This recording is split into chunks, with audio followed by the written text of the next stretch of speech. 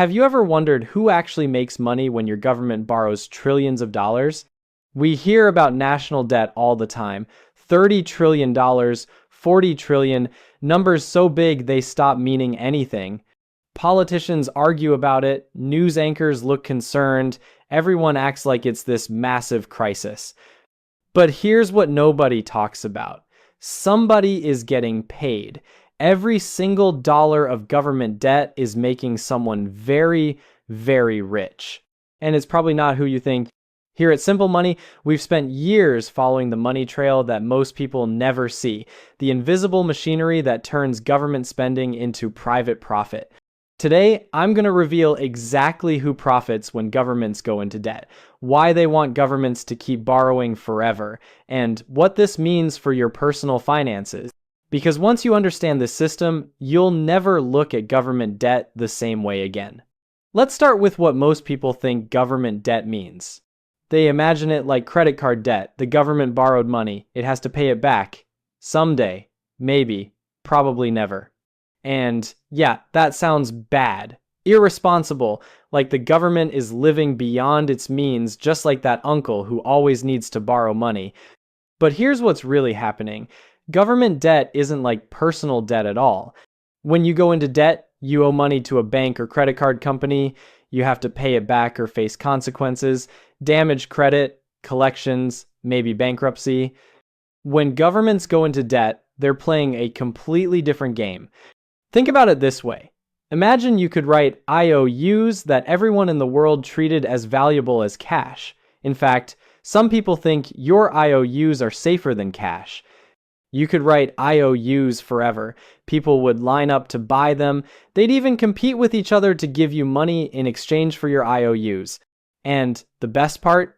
You control the currency those IOUs are denominated in. If things get tight, you can just make more of that currency. This is government debt, and it's not a bug in the system, it's the entire point.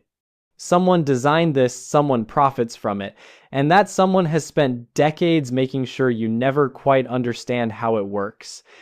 Because if you understood, you might ask uncomfortable questions, like why ordinary people struggle with debt while governments and certain wealthy groups get richer the more debt exists. Let me introduce you to the first group that profits from government debt. I call them the bondholders, and they're making money in their sleep. Here's how it works. When the government needs money, it doesn't go to a bank. It issues bonds. A bond is basically an IOU. The government says, give me $1,000 today, and I'll give you back $1,050 in a year. That $50 is the interest. That's pure profit for whoever buys the bond. Now, $50 might not sound like much, but we're not talking about one bond. We're talking about trillions of dollars in bonds, billions in interest payments every single year. Who holds these bonds? Banks, investment firms, wealthy individuals, foreign governments, insurance companies, pension funds. These entities make money just by owning government debt. They don't have to work, don't have to produce anything, just hold the bond and collect interest. Here's a concrete example. Let's say you're a major bank. You buy $10 billion in government bonds, paying 3% interest. That's $300 million per year in income, risk-free, guaranteed by the government. You don't have to hire employees to earn that money, don't have to create a product, don't have to serve customers. You just exist and the money flows to you. Now multiply this across thousands of institutions and wealthy individuals, all collecting interest on government debt. The more debt the government has, the more interest payments flow to bondholders. Every year. Forever. Here's why this matters for you. Where does the government get money to pay this interest? Taxes. Your taxes. Part of every dollar you pay in taxes goes straight to bondholders as interest payments. You're working to make them richer. In the United States alone, the government pays over $1 trillion per year just in interest on the national debt. $1 trillion flowing from taxpayers to bondholders. The psychology behind this is fascinating. Government bonds are seen as the safest investment on earth. Safer than stocks, safer than real estate, even safer than gold to many investors. Why? Because governments can always pay their debts. They control the currency. They can tax citizens. They can, in theory, just print more money. So bondholders sleep peacefully while collecting guaranteed returns, and they have every incentive to encourage governments to borrow more. More debt equals more bonds equals more interest income for them. Now, this next one is particularly insidious because most people have no idea it exists. It's what I call the banking system profit machine. When governments issue debt, they don't just hand cash directly to citizens or contractors. The money flows through the banking system first. And here's where things get interesting. Banks have a special relationship with government debt that gives them enormous power. Let me explain. Banks are required to hold certain assets as reserves, safe assets that prove they're financially stable. Government bonds are the gold standard for these reserves. So banks buy huge amounts of government bonds, not just as investments, but as the foundation of their entire operations. But here's the magic trick. Those bonds can then be used as collateral for other activities.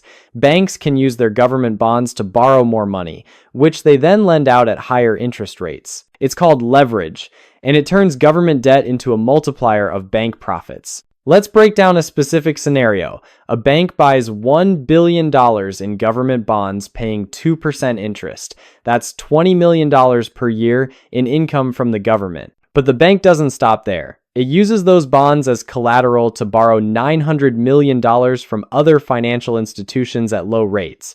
The bank then lends that $900 million to businesses and individuals at 5% interest. That's $45 million in annual income. So that original $1 billion investment in government bonds generated $65 million in total annual income.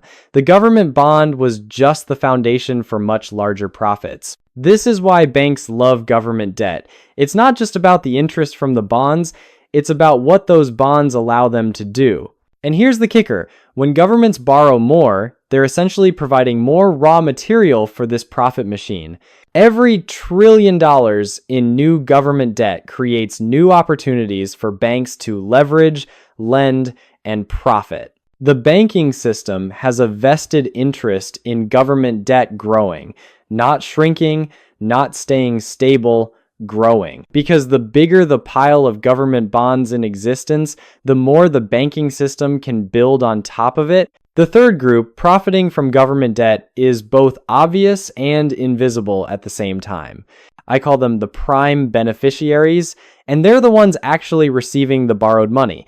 See, government debt doesn't just pile up for no reason. The government borrows money to spend it on programs, on contracts, on goods and services, and certain industries have positioned themselves to receive massive portions of that spending.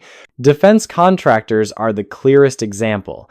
When the government borrows money to increase military spending, that money flows directly to companies building weapons, aircraft, ships, and technology. These companies don't just make a small profit, they make billions. And they have armies of lobbyists ensuring that government spending on defense keeps increasing. More government borrowing means more defense contracts, more revenue, more profit. Let me give you specific numbers. The United States government spends over $800 billion per year on defense. Much of that is funded by borrowed money. Companies like Lockheed Martin, Boeing, Raytheon, and Northrop Grumman receive billions in contracts.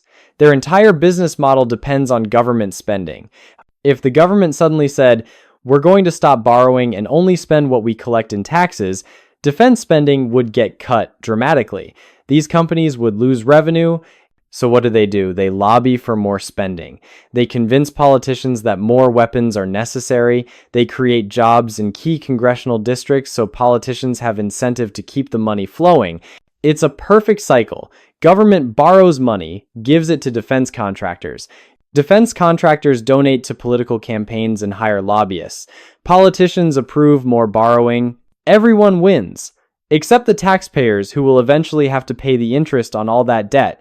But defense contractors are just one example. This same pattern exists in healthcare, infrastructure, technology, and numerous other industries. Any company that receives significant government contracts benefits from government borrowing. They want the government to spend more. not less, even if it means taking on more debt. The uncomfortable truth? Large portions of the economy are now dependent on government deficit spending. If it stopped, these industries would collapse. They've structured themselves around a system where governments perpetually borrow and spend, and they'll fight hard to keep that system in place. Here's the fourth way people profit from government debt, and honestly, this one might be the most important. I call it the currency controllers, and they're playing a game most people don't even know exists. When governments borrow huge amounts of money, something has to happen with all that debt. It can't just sit there forever. Enter central banks, the Federal Reserve in the United States, the European Central Bank, the Bank of Japan. These institutions have the power to buy government debt using newly created money. It's called quantitative easing, but let's just call it what it is: creating money to buy government bonds. Here's why this matters. When central banks buy government bonds, they're essentially allowing governments to borrow without worrying about finding enough willing lenders. The government issues bonds, private investors buy some. But if there aren't enough buyers, the central bank steps in and creates money to buy the rest. This keeps interest rates low. It keeps governments able to borrow essentially unlimited amounts, and it creates massive profits for those who understand the system. Let me explain who actually benefits from this. It's not the central banks themselves. They're supposedly non-profit institutions. The real beneficiaries are the people and institutions who know this money creation is happening and can position themselves accordingly. Think about it this way. If you know the central bank is going to create trillions of dollars to buy government bonds, what should you do? You should buy assets that will increase in value when all that money enters the system. Real estate, stocks, commodities, Bitcoin. Wealthy investors and institutions understand this game. When governments announce massive borrowing programs, when central banks announce bond buying, the smart money moves into assets. Those assets then increase in price as all the newly created money flows through the economy. The wealthy get wealthier. Their assets appreciate. Meanwhile, ordinary people who keep their savings in cash see the purchasing power of that cash slowly erode. Inflation eats away at it, so government debt creates a wealth transfer from people who hold cash to people who hold assets. From the financially unsophisticated to the financially informed, the people who control or understand currency policy can literally front-run the system. They know what's coming and position themselves to profit. Here's a specific example. In 2008, when governments around the world announced massive borrowing and stimulus programs, a small group of investors saw what was coming. They bought stocks, real estate, and other assets while prices were depressed. Over the next decade, as central banks created trillions of dollars to buy government debt, those assets skyrocketed in value. The wealthy who understood the system made fortunes. The average person who didn't understand just wondered why everything got so expensive. The fifth and final group profiting from government debt is what I call the inflation profiteers. This one's particularly cruel because it works slowly, invisibly, and affects everyone. Here's the connection between government debt and inflation. When governments borrow huge amounts and central banks create money to enable it, the total money supply increases. More money chasing the same amount of goods and services creates inflation. Prices go up. Now, most people think inflation hurts everyone equally, but that's not true. Inflation has winners and losers. The winners? People who borrowed money before inflation hit. Think about someone who took out a massive mortgage at a fixed interest rate before inflation increased. That debt is now worth less in real terms. They're paying back their loan with inflated, less valuable dollars. The debt effectively shrinks. Who does this benefit most? People and institutions with huge amounts of fixed rate debt. Large corporations, real estate investors, private equity firms, they borrow massive amounts when rates are low. Then inflation hits. Suddenly, their debt burden is lighter in real terms, while the assets they bought with that debt have increased in value. It's a double win. The debt shrinks and the assets grow. Let me give you a concrete example. Imagine a real estate investor who borrowed $10 million at 3% interest to buy apartment buildings in 2020. Then inflation hits. Rents increase by 7% per year. The value of the buildings increases by 10% per year. But the debt? It's still just $10 million at 3%. In real terms, that debt is shrinking every year while the investor's equity is growing. Who enabled this? Government debt and the money creation it required. Now, compare this to an average person with $50,000 in savings. That money loses 7% of its purchasing power each year due to inflation. In 5 years, their savings have lost over 30% of its value. They got poorer while the debt holders got richer. The inflation profiteers understand that in an inflationary environment created by excessive government borrowing, you want to own assets and owe debt, not hold cash, but most people don't understand this. They think saving money is responsible, they think debt is always bad. So they hold cash while inflation erodes it. And they watch in confusion as the wealthy seem to get richer even though times are hard. The system is designed to reward those who understand it and punish those who don't. Now, let me blow your mind for a second. Everything I've just explained, these 5 groups profiting from government debt, they're not separate. They're interconnected. It's a system, a machine that feeds itself. Bondholders want governments to borrow more so they can collect more interest. They lobby for policies that increase government spending. Banks want more government bonds to use as collateral for their leverage games. They encourage central banks to keep rates low so governments keep borrowing. Defense contractors and other beneficiaries want more government spending, even if it requires more borrowing.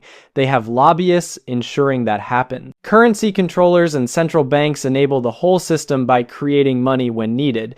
They convince everyone this is necessary for economic stability. And inflation profiteers benefit from the consequences. They buy assets with borrowed money and watch inflation make them richer. Each group supports the others. Each group has incentive to keep the debt growing. Here's what nobody wants to admit. The system isn't broken. It's working exactly as designed. Government debt isn't an accident or the result of irresponsible politicians. It's a feature, a wealth transfer mechanism from ordinary people to those who understand and control the system. Think about who bears the actual cost. Taxpayers pay interest on the debt. Workers see their wages lose purchasing power to inflation. Savers watch their cash become worthless. Meanwhile, bondholders, banks, contractors, financial sophisticates, and asset owners accumulate wealth. The crazy part? Most people don't even realize this is happening. They think government debt is just numbers on a screen, abstract, someone else's problem. They don't connect it to why their rent keeps going up, why groceries cost more, why their savings don't seem to go as far.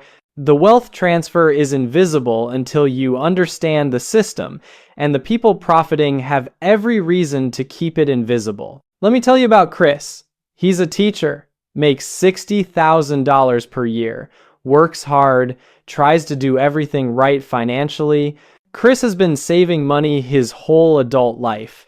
He's got about $40,000 in a savings account earning basically zero interest. He's proud of that savings. It represents years of discipline.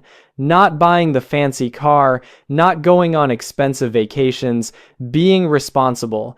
Chris vaguely knows the government has a lot of debt. He sees it on the news, hears politicians arguing about it, but it seems abstract, not his problem. What Chris doesn't realize is that his $40,000 is slowly being destroyed. See, while Chris has been saving, the government has been borrowing trillions. The central bank has been creating money to buy government bonds. All that new money has been flowing into the economy. Inflation has been running at 5 to 7% per year. But Chris's savings account pays 0.5% interest. Every year, Chris's $40,000 loses purchasing power. In 5 years, it's lost over 25% of its real value. Meanwhile, his rent went up, his groceries cost more, gas is expensive, everything feels harder. Chris blames himself. He thinks maybe he needs to work more, save harder, cut more expenses. But here's what Chris doesn't understand. His money is being siphoned away by a system he doesn't even know exists. While he's diligently saving cash, bondholders are collecting interest on government debt funded by his taxes. Banks are leveraging government bonds into larger profits. Defense contractors are getting richer from government spending funded by borrowing. And wealthy investors who understood the inflation game bought real estate and stocks with borrowed money. Those assets have doubled while Chris's savings shrank. Chris did everything he was told to do, and he's losing the game because nobody explained the rules. Now let me tell you about Maria. She's also a teacher, also makes $60,000 per year. But Maria spent time learning about how money actually works. She read books on finance, she studied economic history, she understands the government debt system. In 2020, Maria had $40,000 saved, but she didn't leave it in cash. She saw government debt exploding. She saw central banks announcing money creation programs. She understood what was coming. Maria took $30,000 of her savings and put it into assets. She bought index funds that hold stocks and real estate investment trusts. She kept $10,000 as an emergency fund. She also did something that scared her. She took out a mortgage and bought a small condo. Her mortgage was at 3% fixed interest. Her friends thought she was crazy, taking on debt during uncertain times. Risky. But Maria understood the game. She knew that government debt would lead to inflation. She knew inflation helps borrowers and hurts savers. Fast forward 5 years. Maria's $30,000 in investments has grown to $55,000. Her condo has appreciated in value by 35%, and her mortgage debt is getting easier to pay every year as her salary increases with inflation.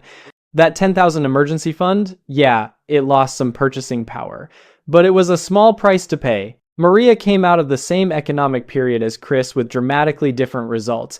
She's wealthier, more financially secure, building real assets. The difference wasn't intelligence, it wasn't luck, it wasn't even starting capital. They had the same amount. The difference was understanding the system. Maria knew how government debt creates inflation and benefits asset owners. Chris didn't. Here's what most people don't realize about government debt. It's not actually a problem that needs to be solved. Not for the people who benefit from it. We're told government debt is a crisis, a burden on future generations, something to be worried about. But look at who's saying that, and look at what they actually do. Politicians complain about debt while voting to increase it. Financial institutions warn about debt while buying more government bonds. Economists write concern papers while the wealthy accumulate assets using the system. The reality? Government debt is working exactly as intended for the people who matter in this system. It's not working for you. But you're not supposed to benefit. You're supposed to fund it through your taxes and lose purchasing power through inflation. Once you see this, you can't unsee it. The question isn't whether government debt is good or bad. The question is, are you going to be on the winning side or the losing side of the wealth transfer? Because make no mistake, government debt will continue. It will grow. The system is designed for this. You can complain about it, you can wish it was different, or you can understand it and position yourself accordingly. Buy assets instead of hoarding cash. Understand that some debt is actually beneficial in an inflationary system. Learn to think like the people who profit instead of the people who pay. This isn't about being greedy. It's about not being the sucker at the table. So let's bring this all together. The bondholders collecting interest funded by your taxes. The banking system using government bonds as leverage for larger profits. The prime beneficiaries receiving borrowed money through government contracts. The currency controllers who understand and front-run money creation. The inflation profiteers who borrow to buy assets and watch debt shrink. These aren't accidents. They're features of a system that transfers wealth from the financially uninformed to the financially sophisticated. The question isn't whether this system is fair. It's not. The question is, what are you going to do about it? Are you going to keep playing by rules that were designed for you to lose, or are you going to learn the real rules and adjust your strategy?